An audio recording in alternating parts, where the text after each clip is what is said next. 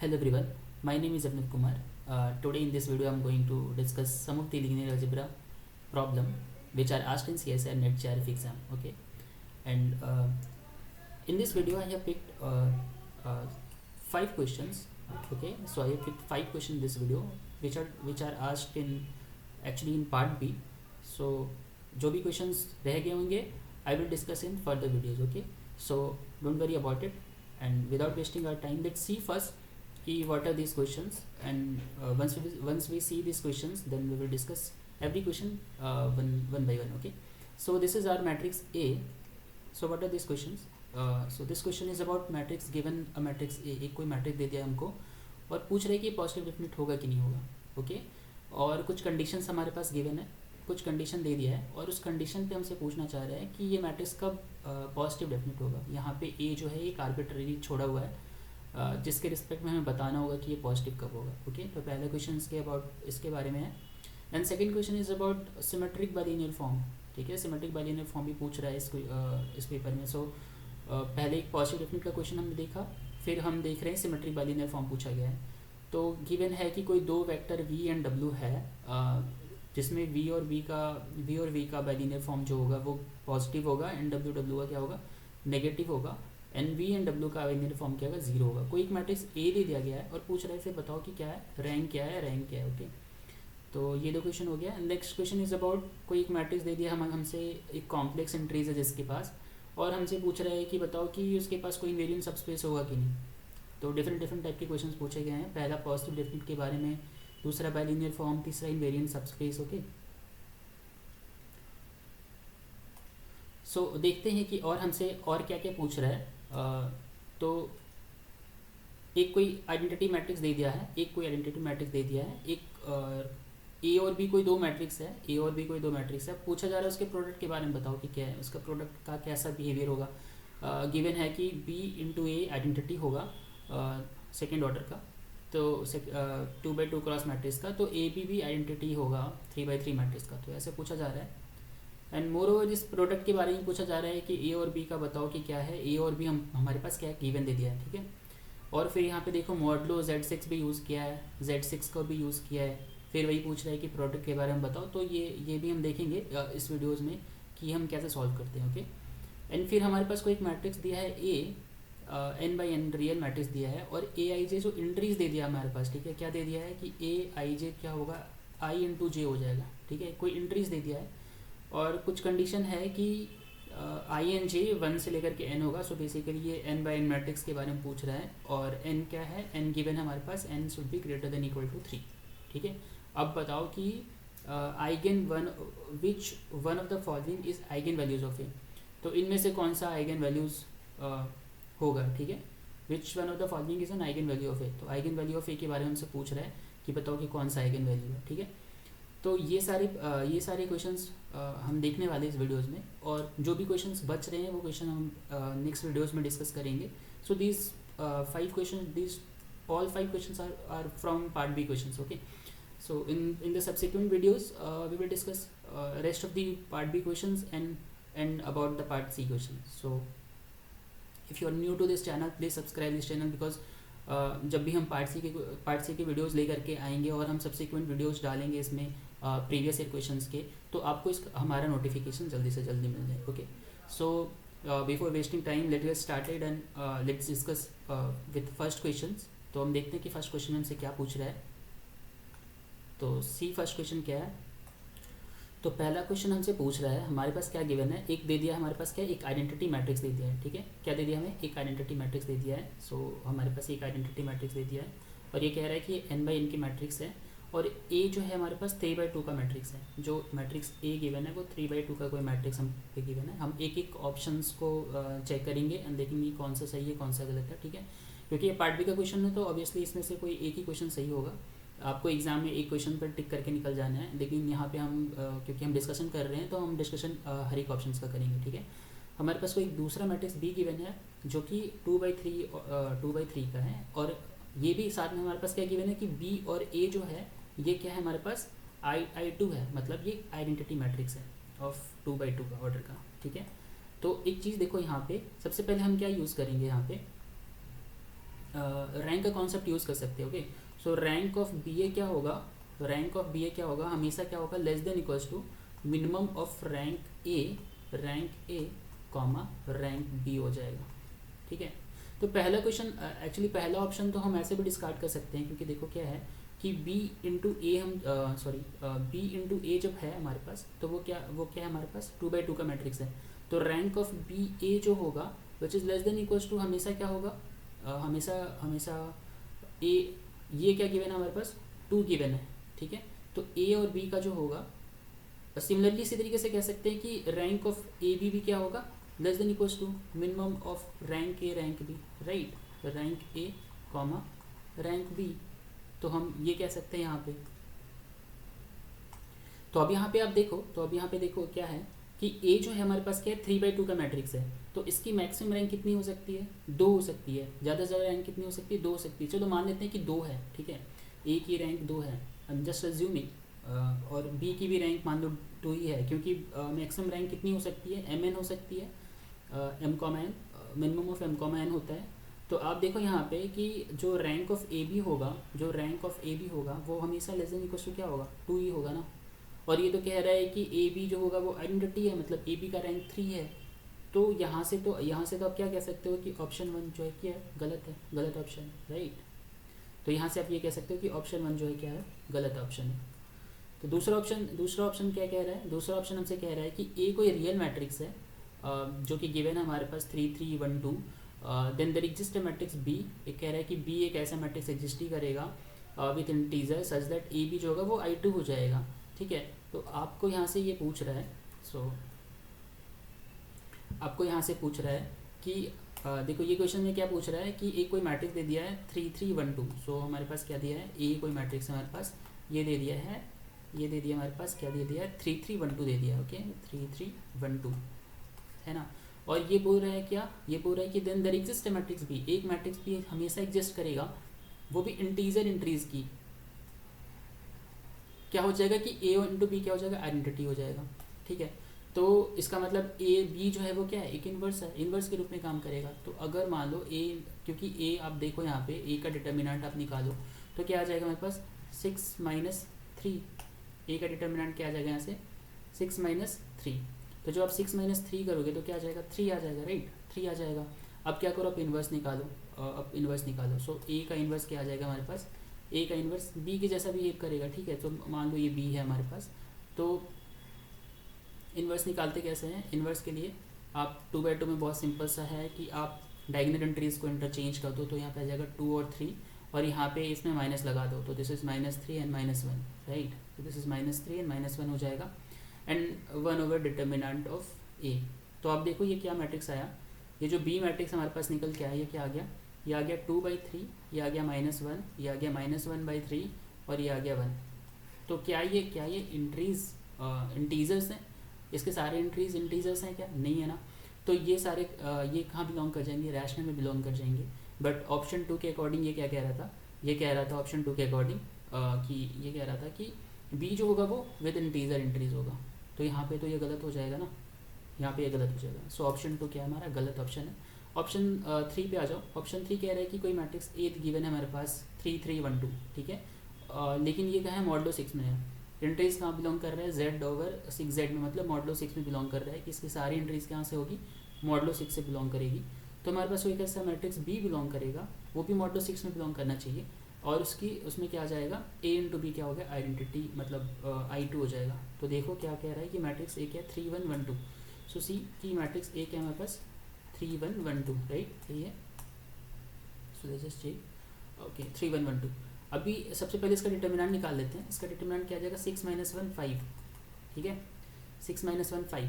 अब क्योंकि इसका डिटर्मिनेंट 5 है, तो क्या इसका इन्वर्स एग्जिस्ट करेगा, इन्वर्स का एग्जिस्ट करने का मतलब क्या है, this is non zero determinant, ठीक है। तो इसका इन्वर्स, तो सबसे पहले इसका इन्वर्स निकालो। इन्वर्स में क्या होगा, इन्वर्स में ऐसे जैसे हम निकालते हैं तो ये इंटरचेंज हो जाएगा 2 और 3, और इसमें क्या आ जाएगा -1 1। अभी क्या है 1 ओवर 5 आ जाएगा ना, डिटर्मिनेंट ऑफ ए लिखते हैं ना, डिटर्मिनेंट ऑफ ए लिखते हैं, तो 1 ओवर 5 आ जाएगा। 1 ओवर 5 का क्या मतलब हुआ, 1 ओवर 5 का मतलब हुआ this is a multiplicative inverse, right. तो आपको कोई कैसा मैट्रिक्स मिलेगा ए 5 इंटू ए सच दैट 1 आ जाएगा, और ये मॉडलो 6 है, मतलब मॉडलो 6 में आपको, तो क्या ऐसा कोई ए एग्जिस्ट करेगा? अगर ऐसा एग्जिस्ट कर जाएगा तो मतलब ए इन्वर्स एग्जिस्ट कर जाएगा, ठीक है। तो आपको ये ए ढूंढना है कि ऐसा कोई ए एग्जिस्ट करता है क्या।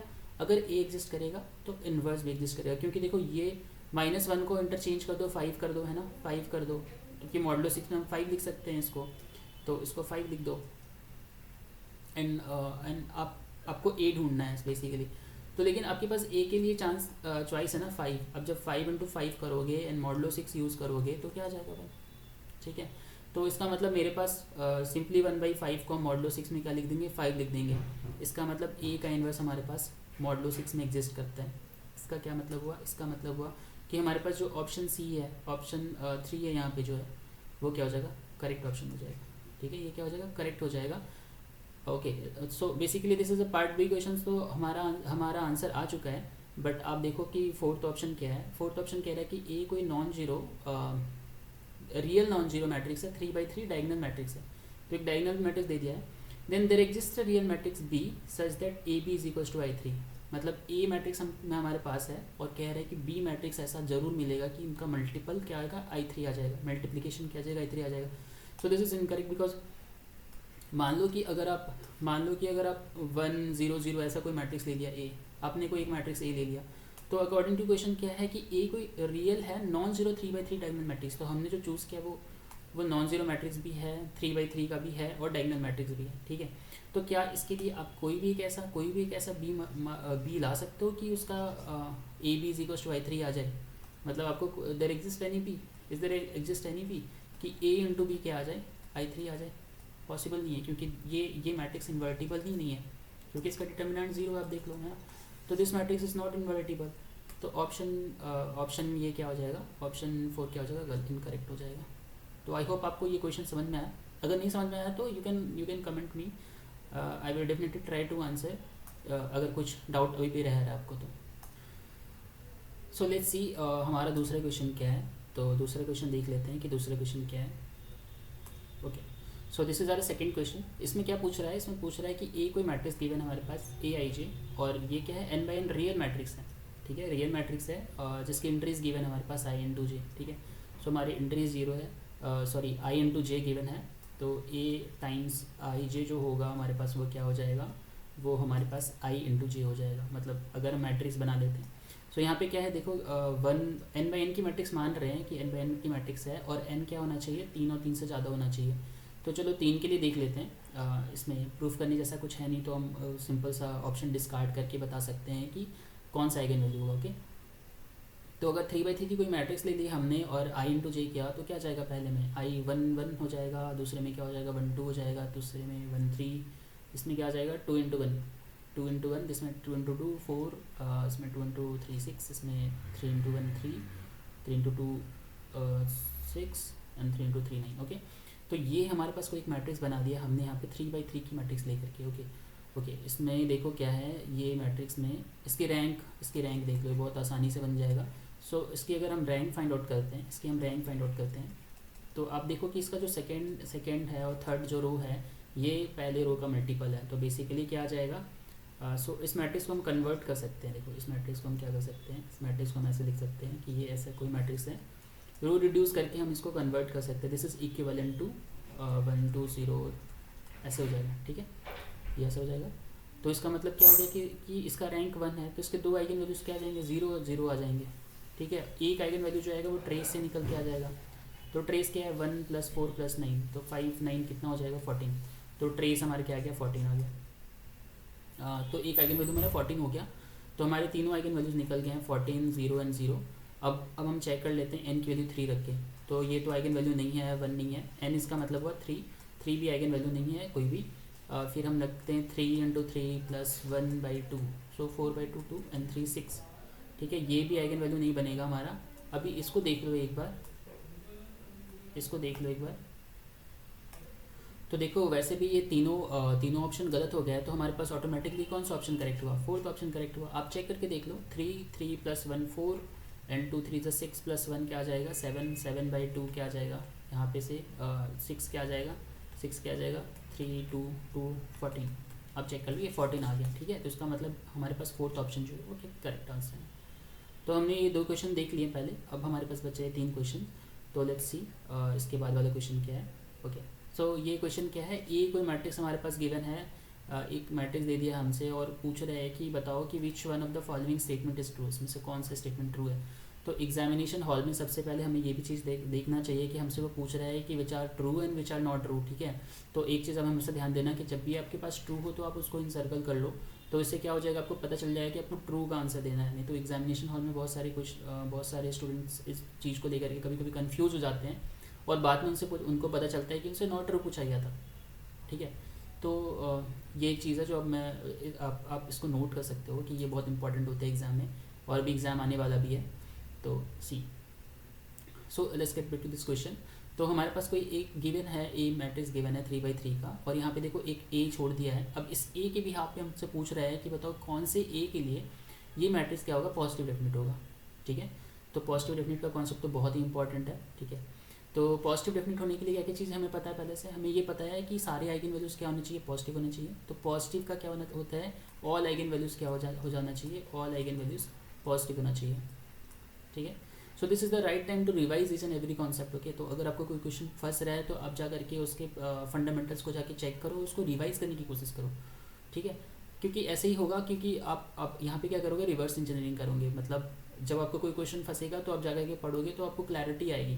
तो आप जब भी कोई क्वेश्चन में फंसो तो उसके जो टर्मिनोलॉजी है या उससे रिलेटेड जो भी रिजल्ट्स हैं उनको जाके रिवाइज करने की कोशिश करो, ठीक है।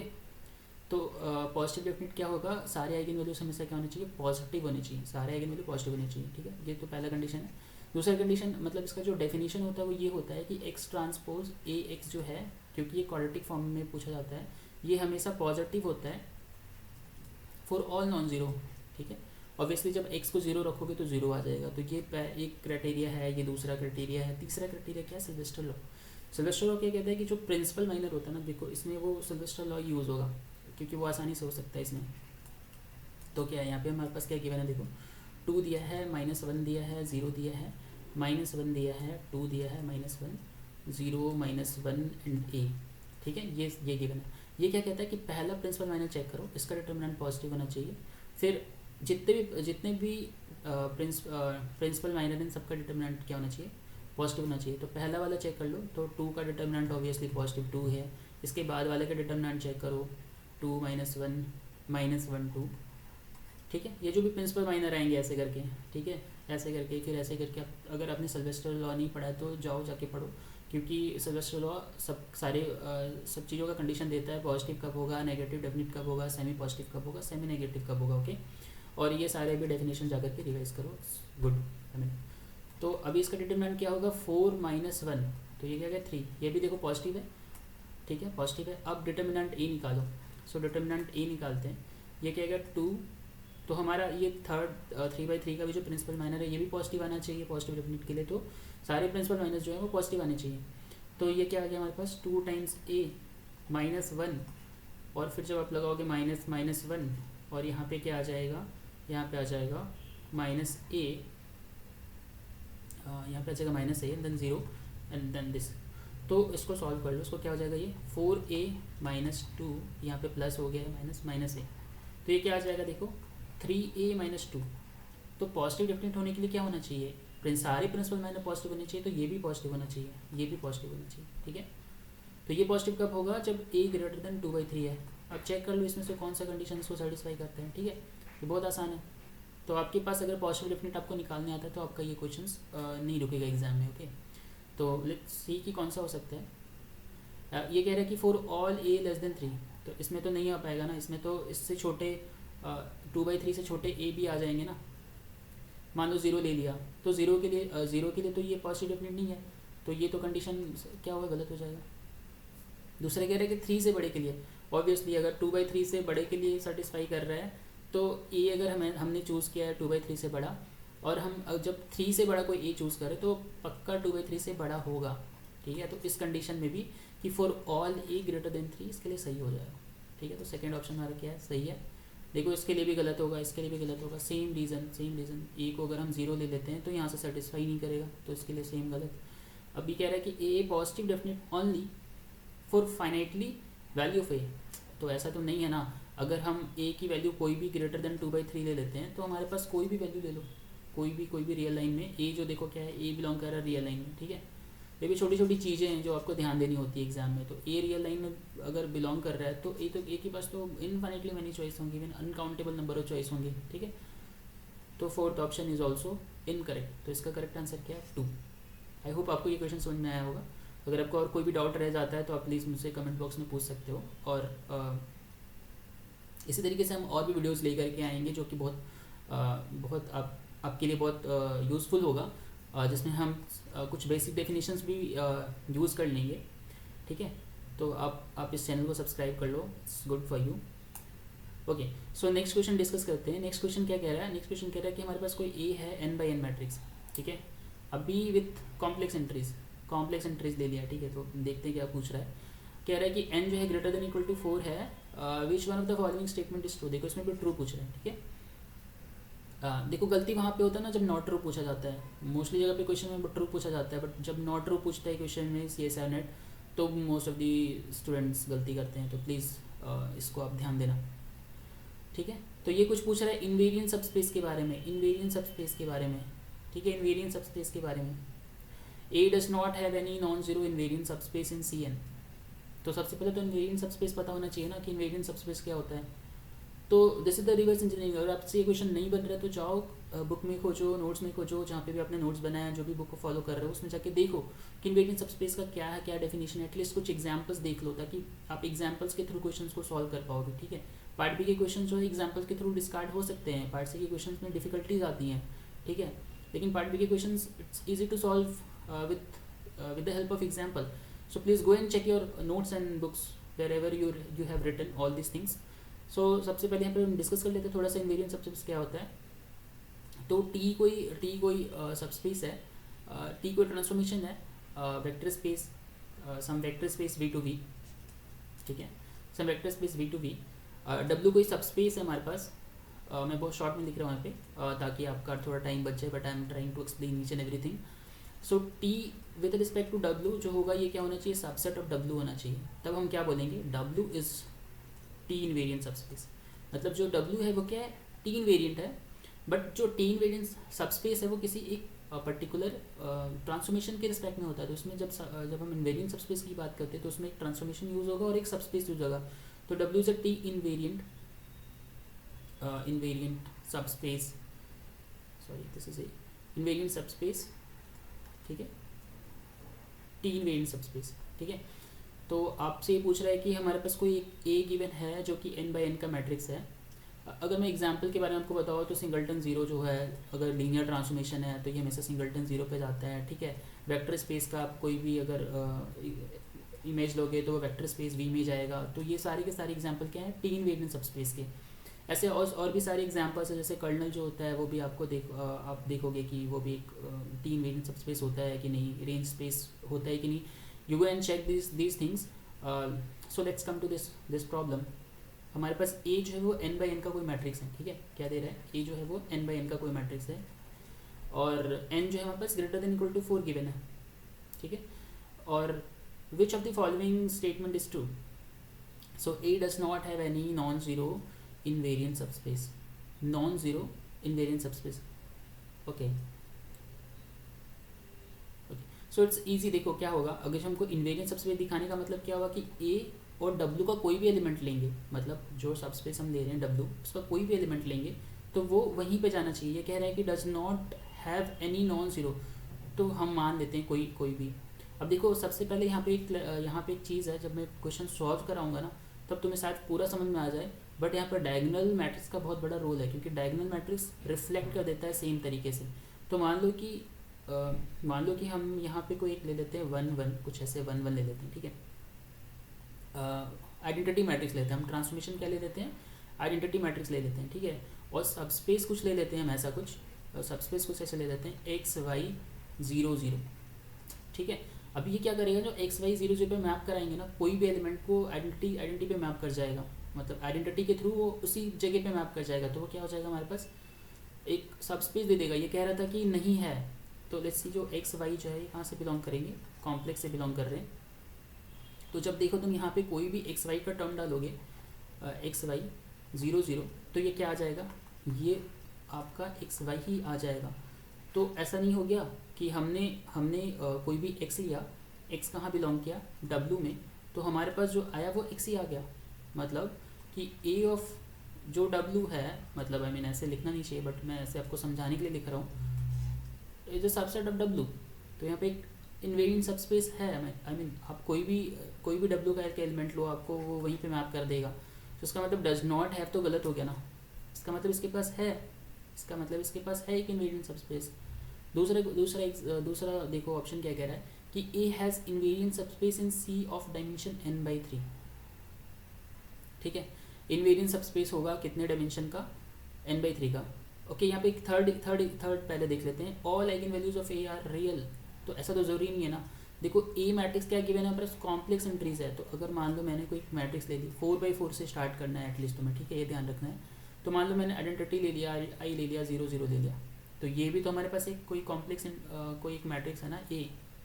तो क्या इसकी सारी आइगन वैल्यूज रियल है क्या, नहीं है ना, तो थर्ड ऑप्शन गलत हो गया। अब तुम्हें पता होना चाहिए कि केवल और केवल एक ही ऐसा ऑप्शन है जो करेक्ट होगा।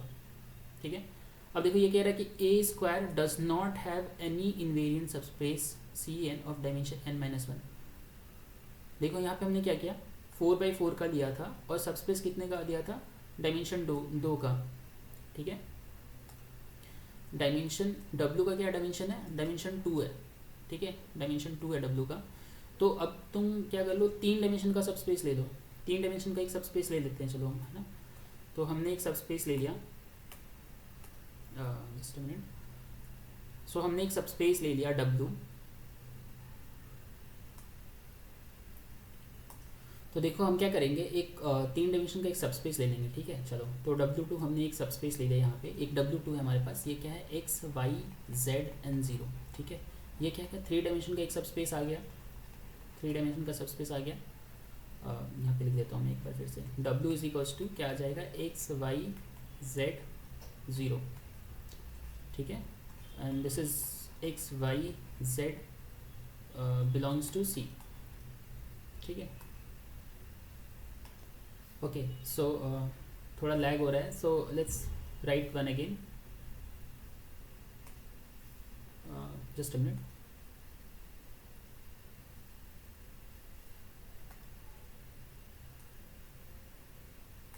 ओके, तो जैसे हमने 2 डायमेंशन के लिए चेक किया था, वैसे ही हम 3 डायमेंशन के लिए भी चेक कर लेंगे। तो अब देख लो, हम एक कोई सबस्पेस लेते हैं डब्ल्यू को क्या ले लेते हैं, x y z 0 और सेम मैट्रिक्स रखते हैं। ठीक है, क्या रखते हैं, सेम मैट्रिक्स रखते हैं। डब्ल्यू का कोई मतलब नहीं हुआ तो कोई बात नहीं। सो ये सारे के सारे कहाँ बिलोंग कर रहे हैं, ये सारे के सारे बिलोंग कर रहे हैं आपके कॉम्प्लेक्स में। ठीक है, सो आपके कॉम्प्लेक्स में ये सारे के सारे बिलोंग कर रहे हैं, तो दिस इज बिलोंग्स टू सी। अब अगर मैं मैट्रिक्स ए लूँगा, ए क्या था हमारे पास, आइडेंटिटी मैट्रिक्स 1 1 1 1। ठीक है, अब देखो यहाँ पे इसमें कोई भी एक डब्ल्यू का एलिमेंट एक्स मल्टीप्लाई करो। ठीक है, कोई भी एक्स गलत लिख रहा हूँ क्योंकि एक्स वाई जेड है, तो कोई कुछ अज्यूम कर लो, वी मान लो, वी वेक्टर मान लो। तो जब मैं ए इंटू वी करूँगा तो ये क्या आ जाएगा, यहाँ पे एक्स वाई जेड जेड 0 आ जाएगा। ओके, तो जब इसको मल्टीप्लाई करो तो क्या आ जाएगा, इसका मल्टीप्लिकेशन वो खुद आ जाएगा ना, वो खुद आ जाएगा। तो इसका मतलब ये जो ट्रांसफॉर्मेशन है, ये ट्रांसफॉर्मेशन के अकॉर्डिंग अगर हम v को w से लेते हैं, v को w से लेते हैं, तो ये भी क्या आ जाता है, क्या आ जाता है, v आ जाता है, मतलब ये भी क्या आ जाता है, w में आ जाता है। तो इसका मतलब a with respect to w subspace क्या आ जाएगा, w में चला जाएगा ना। तो यहाँ पे हमारे पास देखो ऑप्शन क्या कह रहा है, A square does not have invariant subspace in C n. तो जब ए मैट्रिक्स है तो ए का स्क्वायर भी तो सेम ही मैट्रिक्स आएगा ना, सेम ही मैट्रिक्स आएगा ए का स्क्वायर। ठीक है, तो ए का स्क्वायर भी सेम ही मैट्रिक्स है, तो आप देख लो ए का स्क्वायर सेम मैट्रिक्स होगा तो भी वो सेम होल्ड कर जाएगा। ठीक है, तो यहाँ पे क्या हो जाएगा, ए स्क्वायर का जब हम डब्ल्यू से अगर इमेज निकालेंगे तो वो डब्ल्यू में चला जाएगा। इसका मतलब क्या हो गया कि ए डब्ल्यू जो है वो क्या हो गया, ए स्क्वायर पे इन्वेरिएंट सबस्पेस है, ए स्क्वायर पे क्या है वो इन्वेरिएंट सबस्पेस है। तो ये आपको समझ में आ गया होगा। तो इसका मतलब इस क्वेश्चन का आंसर क्या आ जाएगा आपका, देखो इस क्वेश्चन का आंसर क्या आ जाएगा, हमने क्या दिखा दिया इस क्वेश्चन में कि सेकंड जो हमारे पास वो क्या करेक्ट आंसर। ठीक है, ए हैज़ इन्वेरिएंट सबस्पेस कह रहा है, तो पॉसिबल है ऑफ डायमेंशन n-3, क्योंकि इसको हमने डिस्कस नहीं किया था। तो ये हमारे पास पॉसिबल है। और कैसे पॉसिबल है कि आप ये एक डब्ल्यू सब स्पेस जो हमने बनाया है, डब्ल्यू सब स्पेस ले लो, आपके पास ये एक एग्जिस्ट कर जाएगा। ठीक है, तो अब हम नेक्स्ट क्वेश्चन देखते हैं। तो देखो ये नेक्स्ट क्वेश्चन क्या पूछ रहा है, ये next question symmetric bilinear form के बारे में पूछ रहा है। ठीक है, कि हमारे पास कोई सिमेट्रिक बाइलिनियर फॉर्म है आर स्क्वायर में। ठीक है, सच दैट कुछ कंडीशन दिया है हमारे पास। कुछ कंडीशन क्या दिया है कि वी वी को पॉजिटिव होना चाहिए, डब्ल्यू डब्ल्यू को नेगेटिव होना चाहिए। तो देखो हम लिख लेते हैं यहाँ पे कि वी और वी का जो बाइलिनियर फॉर्म है वो क्या होना चाहिए, पॉजिटिव होना चाहिए। डब्ल्यू डब्ल्यू का जो बाइलिनियर फॉर्म है वो क्या होना चाहिए, नेगेटिव होना चाहिए। और वी एंड डब्ल्यू जो होना चाहिए उसका बाइलिनियर फॉर्म क्या है, जीरो होना चाहिए। अभी कोई एक मैट्रिक्स मेरे पास दिया है 2/2 का, कोई एक मैट्रिक्स दिया है 2/2 का, जो कि क्या है, सिमेट्रिक मैट्रिक्स है रिप्रेजेंटिंग दिस बाइलिनियर फॉर्म। ठीक है, तो ऑब्वियसली बाइलिनियर फॉर्म है तो सिमेट्रिक मैट्रिक्स रिप्रेजेंट करेगा which with respect to the standard basis. ठीक है, तो बेसिस क्या दे दिया, 1 0 0 1। ठीक है, तो 1 0 दे दिया, 0 1। अब अच्छा एक चीज़ देखो, जब भी हम क्वाड्रेटिक फॉर्म की बात करते हैं बाइलिनियर फॉर्म में भी तो ऐसे होगा ना, वी ट्रांसपोज ए डब्ल्यू हो जाता है ऐसे कुछ। ठीक है, तो अगर मुझे वी वी को पॉजिटिव रखना है, इसका मतलब मुझसे क्या पूछा जा रहा है। देखो ये मैं ट्रिक बता रहा हूँ कि कैसे कर सकते हैं। अगर आप थोड़ा एक प्रैक्टिस करोगे ना तो आप ये सारी चीज़ें लिंक कर पाओगे, उस चीज़ें समझ पाओगे। क्वेश्चन सॉल्व करना एक अलग चीज़ होता है, लेकिन आप जब एक इस क्वेश्चन को अगर आप अपने कंटेंट से जाकर के मैच करोगे, कोशिश करोगे खुद से सॉल्व करने की ना, तो आप ये सारी चीज़ें मतलब ये सारी चीज़ें हो सकता है आप लिंक कर लो। तो वी ट्रांसपोज ए वी, ठीक है, ये हमारे पास क्वाड्रेटिक फॉर्म बनता है। अब इसमें जो क्वाड्रेटिक फॉर्म बनता है वो कैसे बनता है, मान लो कि जैसे मैंने v1 v2 रखा, अभी 2/2 की बात करते हैं, और यहाँ पे कोई एक मैट्रिक्स होगी तो सिमेट्रिक मैट्रिक्स होगी, क्योंकि अगर हम बाइलिनियर फॉर्म में हमें क्या क्या कंसिडर कर रहे हैं, सिमेट्रिक मैट्रिक्स ले रहे हैं। तो यहाँ पे आ गया मान लो a11 a12 a21 a22 a21 a22, और यहाँ पे भी क्या आ गया, मान लो v1 v2 आ गया। तो जब तुम इसको मल्टीप्लाई करोगे तो देखो a11 जो होगा 1 1 प्लेस पे है, तो इसका क्या आ जाएगा a11 v1 v1। ठीक है, v1 v1 मतलब v1 v1, चलो ऐसे लिख दे रहा हूँ अभी मैं, जैसे v1 का स्क्वायर हो जाएगा प्लस a12 क्या आ जाएगा, पहला पोजीशन v1 है तो पहला v1 ले लो, और फिर दूसरा क्या है, इसका मतलब जो रो होगा वो इधर से लेंगे और जो कॉलम होगा वो इधर से लेंगे। ठीक है, ये v2 हो गया, फिर प्लस a21 तो यहाँ से v2 ले लो, v2 फर्स्ट से और सेकंड से क्या होगा 1, तो v1 ले लो। ठीक है, एंड प्लस a22 v2 यही हो गया, यही होगा ना। तो अगर मुझे इसको पॉजिटिव दिखाना है तो क्या मैं यहाँ पे 1 0 ले लूँ, ऐसे कुछ 1 0 ले लूँगा तो क्या आएगा, मान लो 1 0 ले लूँगा तो केवल v1 आएगा, v2 हमेशा 0 होगा, तो v2 हमेशा 0 होगा, तो ये 0 हो जाएगा, ये 0 हो जाएगा, ये 0 हो जाएगा। ठीक है, तो देखो मेरे पास एक वेक्टर v मिल गया, ये ऐसा कह रहा है कि सच दैट v 0 पॉजिटिव होना चाहिए। तो v मैंने ढूंढ लिया, एक मैंने v ढूंढ लिया, क्या ढूंढ लिया मैंने 1 0। ठीक है, उसी तरीके से w मुझे चाहिए जो नेगेटिव दे दे, तब मुझे नेगेटिव लेना पड़ेगा। तो इसमें क्या करो, v2 का रोल ले लो, मतलब w ऐसे देते हैं 0 -1, तो क्या होगा v2 आएगा, केवल v2 आएगा। बेसिकली यहाँ पर v से w को मैं रिप्लेस कर रहा हूँ, कोई बात नहीं। तो यहाँ पे क्या आ जाएगा, यहाँ पे आ जाएगा हमारे पास, आप देख लो जब मल्टीप्लाई करोगे तो क्या आ जाएगा, a22 को -1 रखना पड़ेगा, a11 को 1 रखना पड़ेगा। देखो अगर मैंने इसको 1 रखा, इसको -1 रखा, तो जब मैं मल्टीप्लाई करूँगा तो a22 के करस्पॉन्डिंग क्या देगा, नेगेटिव दे देगा। तो अब मैंने मैट्रिक्स भी डिसाइड कर लिया बेसिकली। ठीक है, एक मैट्रिक्स ले लिया 2/2 का जो कि रियल सिमेट्रिक है, और ये सारी कंडीशन को सेटिस्फाई भी कर रहा है, इन सारी कंडीशन को देखो सेटिस्फाई भी कर रहा है। तो हमने एक मैट्रिक्स बना लिया ना। अब इस मैट्रिक्स से हम देखते हैं कि ये सारी कंडीशन को फॉलो कर रहा है। अब देखो क्या है कि a² 0 होगा, क्या ये मैट्रिक्स का a² 0 होगा क्या, कभी नहीं होगा, तो ये गलत हो गया। रैंक ए का क्या है 1, ये कह रहा है 1 है, बट 1 तो नहीं है, 2 है यहाँ पे रैंक ए 0 नहीं है। There exist u non zero such that u 0। ठीक है, तो ऑब्वियसली ये तीनों ऑप्शन क्या आ गया हमारे पास, गलत हो गया, तो फोर्थ ऑप्शन हमारे पास क्या हो गया, करेक्ट हो जाएगा। ठीक है, तो देखो हमने कौन कौन सी क्वेश्चन सॉल्व कर ली, हमने ऑलमोस्ट 5 क्वेश्चन शायद सॉल्व कर लिए हैं। तो ये क्वेश्चन हमने सॉल्व कर लिया एक, दूसरा क्वेश्चन हमने ये सॉल्व कर लिया, ठीक है, जो कि क्या था, इन्वेरिएंट सबसेट्स पूछ रहा था। तीसरा क्वेश्चन हमने ये सॉल्व कर लिया है, जस्ट अ सेकेंड,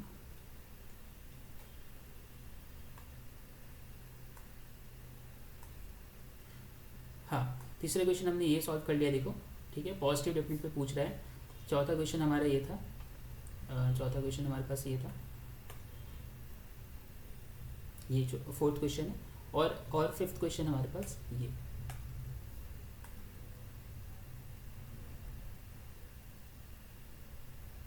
और ये रहा आपका फिफ्थ क्वेश्चन। तो इसी तरीके से हमने क्या किया है, पूरे के पूरे आप देख लो कि ये तीनों क्वेश्चन हमने डिस्कस कर लिए हैं, ठीक है। और फिर ये दोनों क्वेश्चन डिस्कस कर लिए हैं। तो इस वीडियोज़ में हमने बहुत सारे इंपॉर्टेंट क्वेश्चन डिस्कस किए हैं। बहुत सारे इंपॉर्टेंट क्वेश्चन हमने डिस्कस कर लिए हैं इस वीडियोज़ में। आप देख लो हमने क्या क्या डिस्कस कर लिया। हमने पॉजिटिव डेफिनेट के बारे में डिस्कस कर लिया, हमने सिमेट्रिक बाइलिनियर फॉर्म के बारे में डिस्कस कर लिया, हमने इनवेरिएंट सबस्पेस के बारे में डिस्कस कर लिया, ठीक है। और अब देख लो कि कोई दो मैट्रिक्स के प्रोडक्ट के बारे में हमने डिस्कस कर लिया। फिर हम आइगन वैल्यू के बारे में यहाँ पे डिस्कस कर लिए हैं। तो इस वीडियो में हमने बहुत सारे कंसेप्ट सीखे हैं। आई होप आपको ये वीडियो अच्छा लगा होगा। अगर आपको ये वीडियो अच्छा लगा तो आप प्लीज़ इस वीडियो को लाइक करो, इस चैनल को सब्सक्राइब करो एंड अपने दोस्तों के साथ भी शेयर करो, क्योंकि हम फ्यूचर में बहुत सारे वीडियोस लेके आने वाले हैं आपके लिए। और I will try to make every videos जो कि आपको ज़्यादा लंबा ना पड़े एंड हम जल्दी जल्दी सीखने की कोशिश करें। और इससे जो भी रिलेटेड जो भी टर्मिनोलॉजी आपने देखा, जैसे आपने देखा पॉजिटिव डेफिनेट मैट्रिक्स, ठीक है, पॉजिटिव डेफिनेट देखा आपने, फिर आपने देखा सिमेट्रिक बाइलिनियर फॉर्म देखा, फिर आपने इनवेरिएंट सबस्पेस देखा। तो आई वुड रिकमेंड यू कि आप जाओ और इनके डेफिनेशंस को एक बार पढ़ो और इससे जो रिलेटेड रिजल्ट्स हैं तो उनको भी जा करके आप देखो, ठीक है। और this is how the CSIR net exam you can crack it, because आपको जितने भी आपके जितने भी टॉपिक्स हैं आपके उनके रिजल्ट्स आपको थंब पे होनी चाहिए,